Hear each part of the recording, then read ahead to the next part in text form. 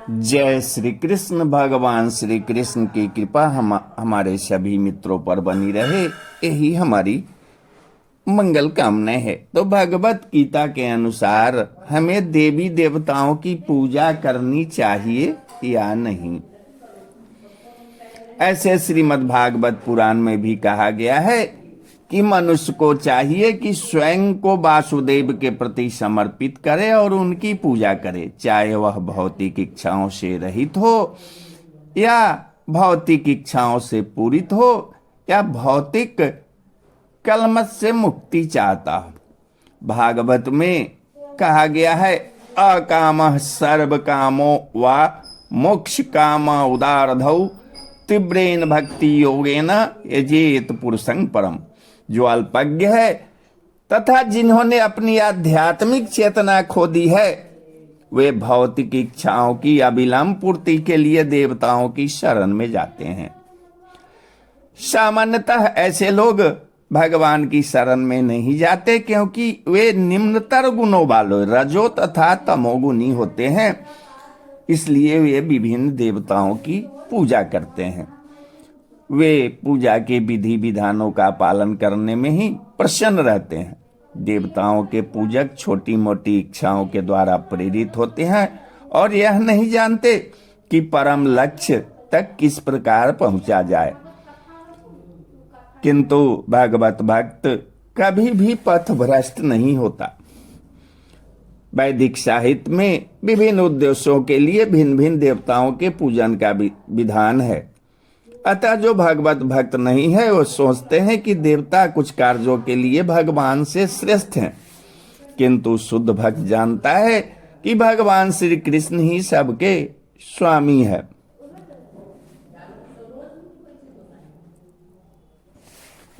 चैतन्य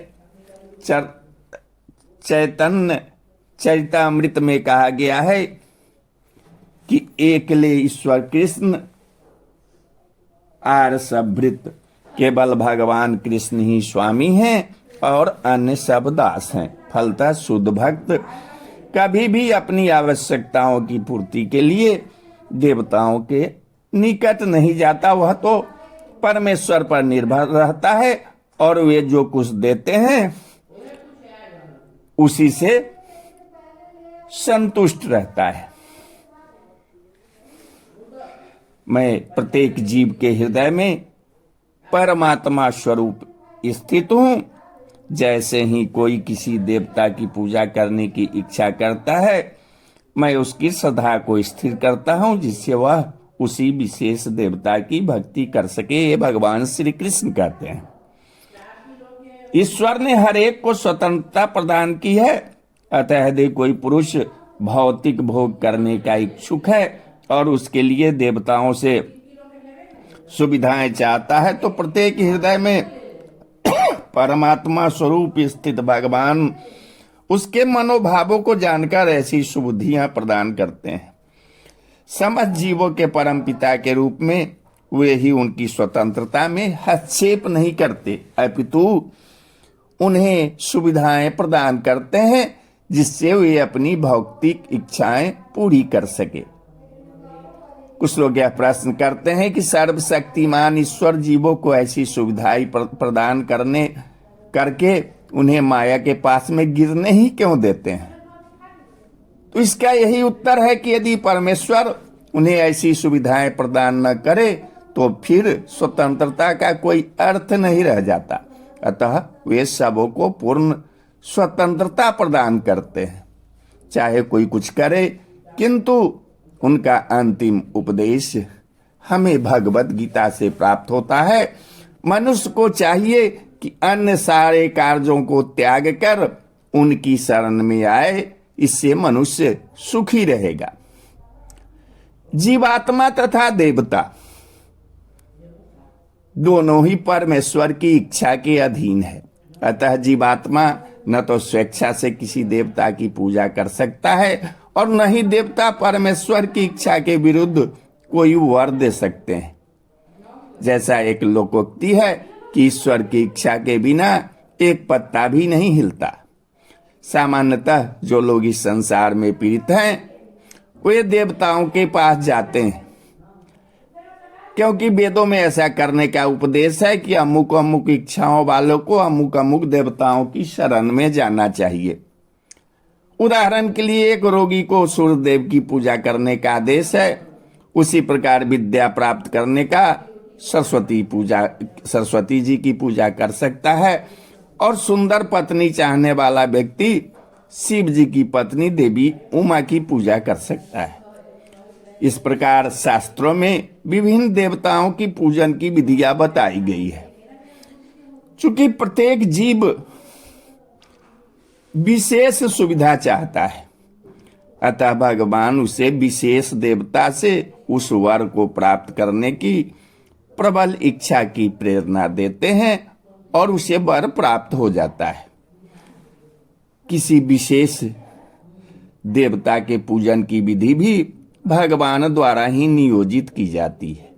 जीवों में वह प्रेरणा देवता नहीं दे सकते, किंतु भगवान परमात्मा है जो समस्त जीवों के हृदयों में उपस्थित रहते हैं। अतः कृष्ण मनुष्य को किसी देवता की पूजन की प्रेरणा प्रदान करते हैं। सारे देवता परमेश्वर के विराट शरीर के विभिन्न अंग स्वरूप है, अतः वे स्वतंत्र नहीं होते। वैदिक साहित्य में कथन है कि परमात्मा रूप में भगवान देवता के हृदय में भी स्थित रहते हैं, अतः वे देवता के माध्यम से जीव की इच्छा को पूरा करने की व्यवस्था करते हैं, किंतु जीव तथा देवता दोनों ही परमात्मा की इच्छा पर आश्रित है, वे स्वतंत्र नहीं है।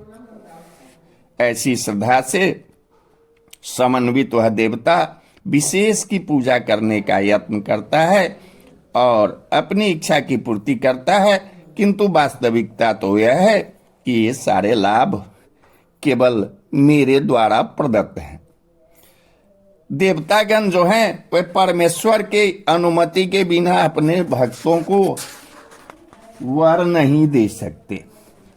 जीव भले ही वह भूल जाए कि प्रत्येक वस्तु परमेश्वर की संपत्ति है, किंतु देवता इसे नहीं भूलते। अतः देवताओं की पूजा तथा वांछित फल की प्राप्ति देवताओं के कारण नहीं, अपितु उनके माध्यम से भगवान के कारण होती है। अल्प ज्ञानी जीव इसे नहीं जानते, अतः ये मूर्खतावश देवताओं के पास जाते हैं। किंतु शुद्ध भक्त आवश्यकता पड़ने पर परमेश्वर से ही याचना करते हैं, परंतु वर मांगना शुद्ध भक्त का लक्षण नहीं है। जीव सामान्यतः देवताओं के पास इसलिए जाता है क्योंकि वह अपनी इच्छाओं की पूर्ति के लिए पगलाया रहता है। ऐसा तब होता है जब जीव अनुचित कामना करता है जिसे स्वयं भगवान पूरा नहीं करते। चैतन्य चरितामृत में कहा गया है कि जो व्यक्ति परमेश्वर की पूजा के साथ साथ भौतिक भोग की कामना करता है वह परस्पर विरोधी इच्छाओं वाला होता है। परमेश्वर की भक्ति तथा देवताओं की पूजा समान स्तर पर नहीं हो सकती, क्योंकि देवताओं की पूजा भौतिक है और परमेश्वर की भक्ति नितांत आध्यात्मिक है।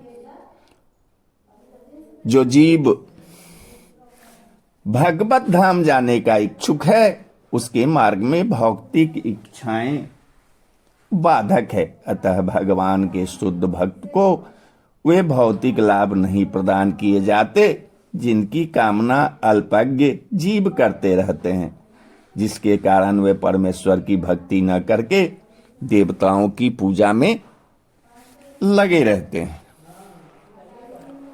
अल्प बुद्धि वाले व्यक्ति देवताओं की पूजा करते हैं और उन्हें प्राप्त होने वाले फल सीमित तथा क्षणिक होते हैं।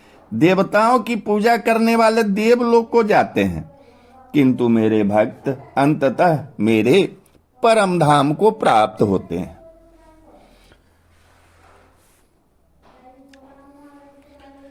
भगवत गीता के कुछ टीकाकार कहते हैं कि देवता की भी पूजा करने वाला व्यक्ति भगवान के पास पहुंच सकता है, किंतु यहाँ यह स्पष्ट कहा गया है कि देवताओं के उपासक भिन्न लोक को जाते हैं, जहाँ विभिन्न देवता स्थित हैं। ठीक उसी प्रकार जिस तरह सूर्य की उपासना करने वाले सूर्य को या चंद्रमा का उपासक चंद्रमा को प्राप्त होता है, इसी प्रकार यदि कोई इंद्र जैसे देवता की पूजा करना चाहता है तो उसे पूजे जाने वाले उसी देवता का लोक प्राप्त होगा।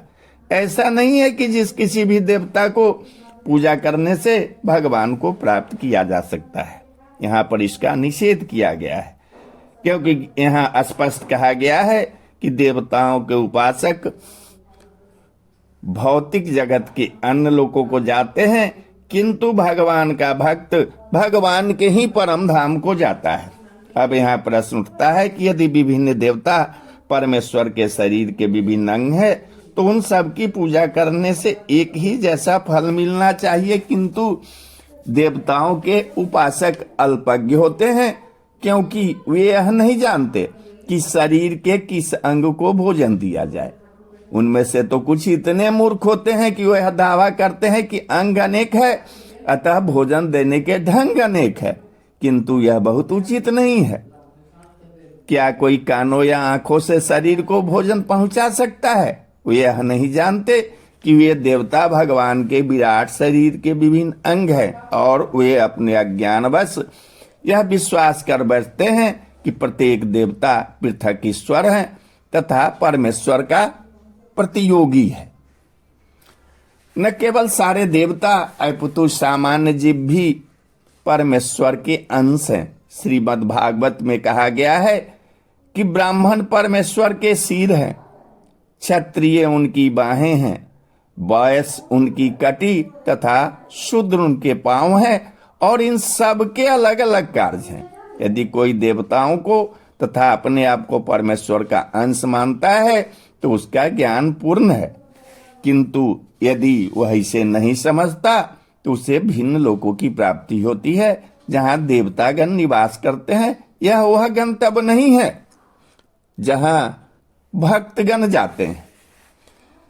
देवताओं से प्राप्त वर नाशवान होते हैं, क्योंकि इस भौतिक जगत के भीतर सारे लोग, सारे देवता तथा उनके सारे उपासक जो हैं वो नाशवान हैं। अतः इस श्लोक में स्पष्ट कहा गया है कि ऐसे देवताओं की उपासना से प्राप्त होने वाले सारे फल नाशवान होते हैं। अतः ऐसी पूजा केवल अल्पज्ञों द्वारा की जाती है। चूंकि परमेश्वर की भक्ति में, कृष्ण भावनामृत में संलग्न व्यक्ति ज्ञान से पूर्ण दिव्य आनंदमय लोक की प्राप्ति करता है, अतः उसकी तथा देवताओं के सामान्य उपासक की उपलब्धियां पृथक पृथक होती है। परमेश्वर असीम है, उनका अनुग्रह अनंत है, उनकी दया भी अनंत है, अतः परमेश्वर की अपने शुद्ध भक्तों पर कृपा भी असीम होती है। बुद्धिहीन मनुष्य मुझको ठीक से न जानने के कारण सोचते हैं कि मैं पहले निराकार था और अब मैंने इस स्वरूप को धारण किया है। वे अपने अल्प ज्ञान के कारण मेरी अविनाशी तथा सर्वोच्च प्रकृति को नहीं जान पाते।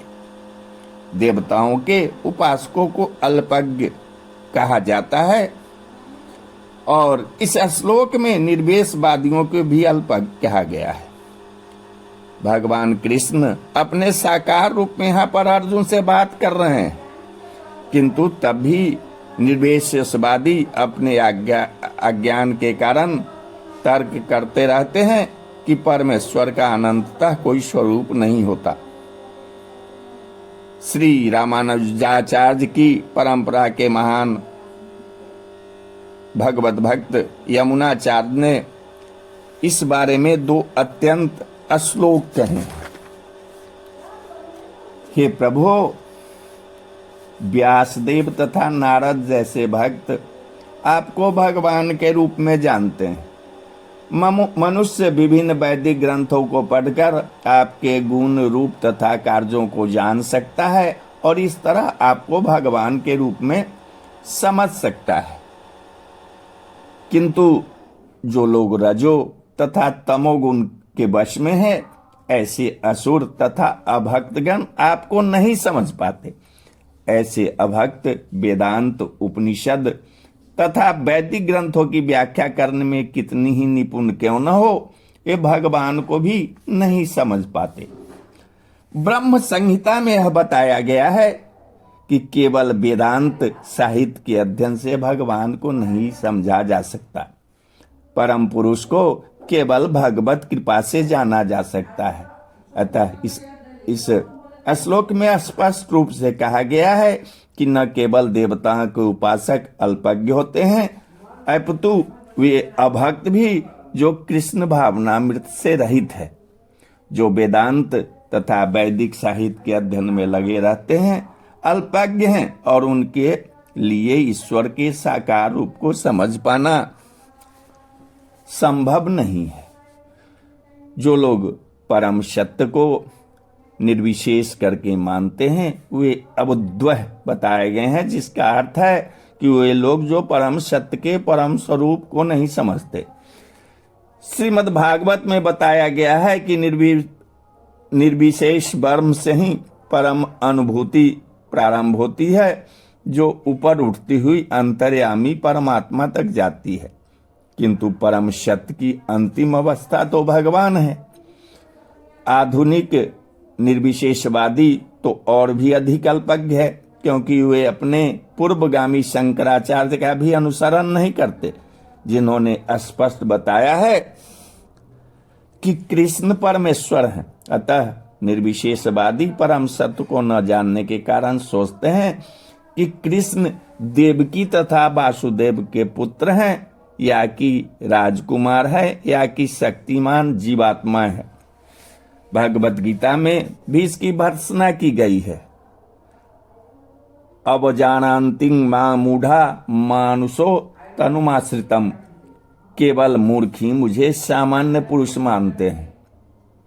तथ्य तो यह है कि कोई बिना भक्ति के तथा कृष्ण भावनामृत विकसित किए बिना कृष्ण को नहीं समझ सकता। इसकी पुष्टि भागवत पुराण में भी हुई है कि हे प्रभु, यदि कोई आपके चरण कमलों की रंच मात्र भी प्राप्त कर लेता है तो वह आपकी महानता को समझ सकता है। किंतु जो लोग भगवान को समझने के लिए मानसिक कल्पना करते हैं, ये वेदों का वर्षों तक अध्ययन करके भी नहीं समझ पाते। कोई न तो मनोधर्म द्वारा, न ही वैदिक साहित्य की व्याख्या द्वारा भगवान कृष्ण या उनके रूप को समझ सकता है। भक्ति के द्वारा ही उन्हें समझा जा सकता है। जब मनुष्य हरे राम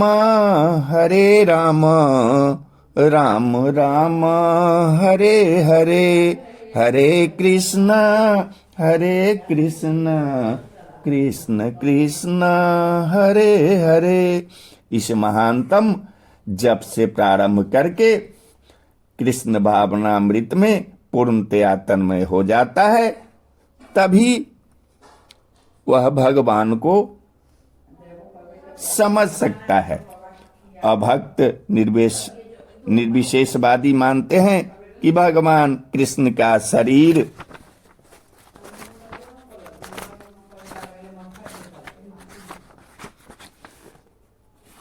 इसी भौतिक प्रकृति का बना है और उनके कार्य, उनका रूप इत्यादि सभी माया है। ये निर्विशेषवादी मायावादी कहलाते हैं। वे परम सत्य को नहीं जानते। जो लोग कामेक्षाओं से अंधे हैं वे अन्य देवताओं की शरण में जाते हैं। यह स्वीकार किया गया है कि भगवान के अतिरिक्त अन्य देवता भी है, जिनके अपने अपने लोक हैं और भगवान का भी अपना लोक है। देवताओं के उपासक उनके लोकों को जानते हैं और जो कृष्ण के भक्त हैं वे कृष्ण लोक को जानते हैं। यद्यपि यह स्पष्ट कहा गया है, किंतु तो भी मूर्ख मायावादी यह मानते हैं कि भगवान निर्विशेष हैं और वे विभिन्न रूप उन पर से ऊपर थोपे गए हैं। क्या गीता के अध्ययन से ऐसा प्रतीत होता है कि देवता तथा उनके धाम निर्विशेष है? स्पष्ट है न। न तो देवतागण न ही कृष्ण निर्विशेष हैं। ये सभी व्यक्ति भगवान कृष्ण परमेश्वर हैं, उनका अपना लोक है और देवताओं के भी अपने अपने लोक है। तो बोलिए जय